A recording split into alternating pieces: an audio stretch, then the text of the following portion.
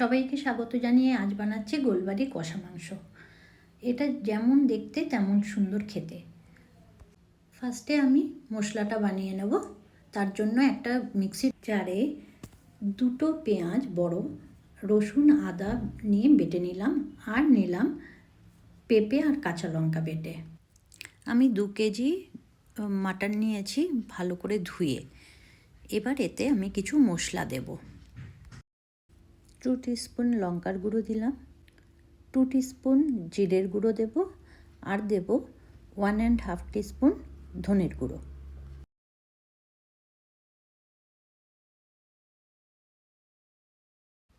হলুদ গুঁড়ো 1.5 টিস্পুন। এবারে আমি আদা রসুন আর পেঁয়াজের যেই বাটাটা করে রেখেছিলাম সেটা দিয়ে দিলাম। পেঁপে আর কাঁচা লঙ্কা বাটাটাও দিয়ে দেব।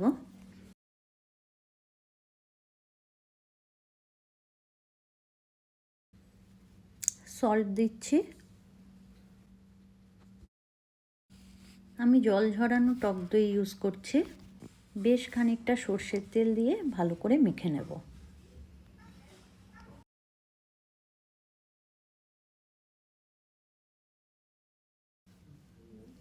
মশলাটা একটু সময় নিয়ে মাখতে হবে। কাশ্মীরি রেড চিলি পাউডার দিয়ে আরেকবার মেখে নেব।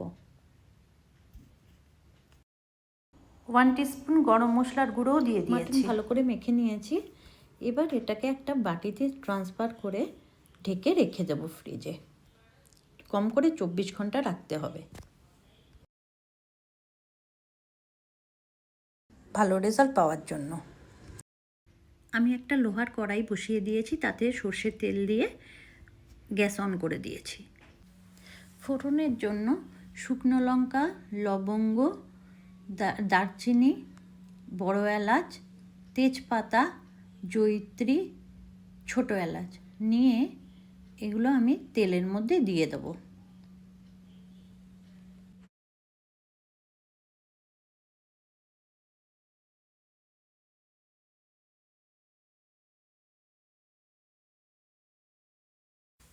একটু নেড়ে নিয়ে একটু চিনি দিয়ে দেব, তাতে কালারটা খুব সুন্দর হবে।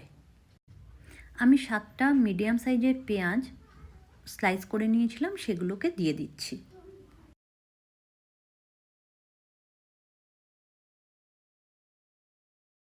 পেঁয়াজটা হালকা ভেজে নেব। পেঁয়াজ হালকা ভাজা হয়ে গেছে। এবারে আমি মাটনটা দিয়ে দেব। বেশ খানিকক্ষণ ধরে কষাতে হবে।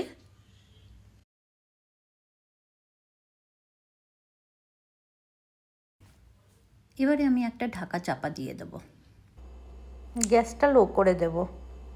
আবার ঢাকাটা খুলে একটুক্ষণ নাড়িয়ে নেব। এভাবে বেশ কিছুক্ষণ রান্না করে নেব। আমাদের ওয়েট করতে হবে মাটনটা সেদ্ধ হওয়া অবধি।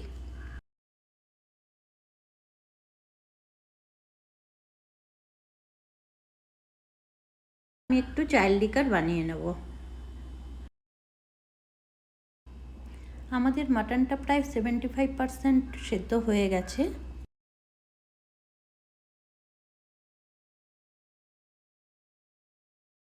এখন আমি চাইল্ড লিকারটা দিয়ে দিলাম। এতে খুব সুন্দর একটা কালার আসবে। এবার আবার বেশ খানিকক্ষণ কষিয়ে নিতে হবে।